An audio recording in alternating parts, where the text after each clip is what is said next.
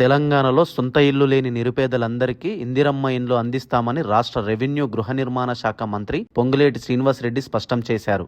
శాసనసభలో ప్రశ్నోత్తరాల సమయంలో సభ్యులు అడిగిన ప్రశ్నలకు ఆయన సుదీర్ఘంగా సమాధానమిచ్చారు. అర్బన్ కి సంబంధించిన ఒక పాలసీని జిహెచ్ఎంసీ పరిధిలో ఏదైతే నిన్ననే కొత్తగా కార్పొరేషన్ ఏర్పాటు చేసుకోవడం జరిగింది.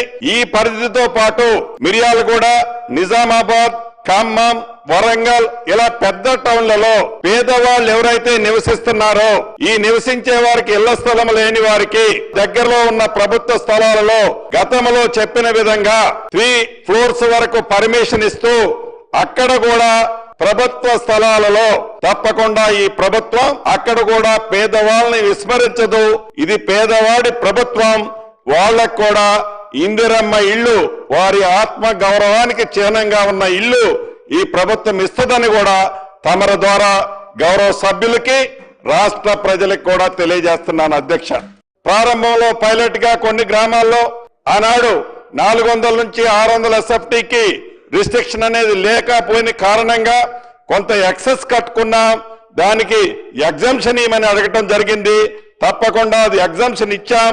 అటువంటిది ఎక్కడైనా ఇంప్లిమెంటేషన్ జరగకపోతే వాటికి ఇమీడియట్లీగా దాన్ని ఇంప్లిమెంటేషన్ చేసే చర్యలు కూడా చేపడతానని తమరి ద్వారా గౌరవ సభ్యులకి తెలియజేస్తున్నాను. అధ్యక్ష, రాజకీయాలకు అతీతంగా కేవలం 60 ప్రతిపాదికంగా పేదలందరికీ ఇల్లు మంజూరు చేస్తామని చెప్పారు. మార్చ్, ఏప్రిల్ నెలల్లో 2వ విడత ఇందిరమ్మ ఇండ్ల పంపిణీ ఉంటుందని కీలక ప్రకటన చేశారు. గత బీఆర్ఎస్ ప్రభుత్వంపై మంత్రి తీవ్ర స్థాయిలో విమర్శలు గుప్పించారు. గతంలో పింక్ షర్ట్ వేసుకున్న వారికి ఇండ్లు ఇచ్చే సంస్కృతి ఉండేదని, కానీ తమ ప్రభుత్వం ప్రజా సంక్షేమమే ధ్యేయంగా చిత్తశుద్ధితో పనిచేస్తుందని అన్నారు. బీఆర్ఎస్ హయాంలో ఇల్లు పంపిణీ కేవలం కమిషన్ల కోసమే జరిగిందని ఆరోపించారు. కేసీఆర్ దత్తత తీసుకున్న వాసాలమర్రిలో కూడా డబుల్ బెడ్రూమ్ ఇండ్లను తామే పూర్తి చేయాల్సి వచ్చిందని ఆయన గుర్తు చేశారు. రాష్ట్ర వ్యాప్తంగా అసంపూర్తిగా ఉన్న దాదాపు 36,000 ఇళ్ల కోసం తమ ప్రభుత్వం 744 కోట్లు కేటాయించిందని తెలిపారు. రాష్ట్రంలో వివిధ దశల్లో ఆగిపోయిన 12,000 డబుల్ బెడ్రూమ్ ఇండ్లపై ప్రభుత్వం సానుకూలంగా నిర్ణయం తీసుకోబోతుందని చెప్పారు. కేవలం మొండి గోడలతో మిగిలిపోయిన ఇళ్లను కూడా పూర్తి చేసి ఇందిరమ్మ ఇళ్ల పథకం కింద కేటాయించే 5 లక్షల నిధులు అనుసంధిస్తున్నామని